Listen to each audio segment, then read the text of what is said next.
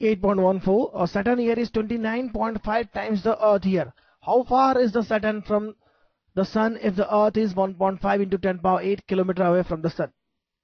सीधा सा फार्मूला और सबसे महत्वपूर्ण फार्मूला जिसमें बहुत सारी प्रॉब्लम बहुत सालों से बहुत सी एग्जामों में पूछी जा रही है, और यह है t square is equal to a cube. T is the time period, a is the radius of the planet और द से सैटेलाइट.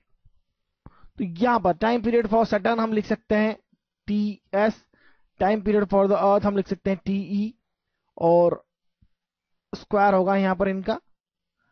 सैटर्न की ऑर्बिटल रेडियस को ए एस लिख सकते हैं, ए एस क्यूब, और अर्थ के ऑर्बिटल रेडियस को हम लिख सकते हैं ए अर्थ क्यूब. वैल्यू सब्स्टिट्यूट करते हैं. टी एस 29.5 ईयर्स है, यहां अर्थ के केस में 1 लेंगे, ये स्क्वायर होगा, 1 का स्क्वायर 1 ही होगा. सैटर्न के लिए हमें ऑर्बिटल रेडियस फाइंड करना है, ये होगा क्यूब. अर्थ के लिए ऑर्बिटल रेडियस है 1.5 इंटू 10 पावर 8 और क्यूब.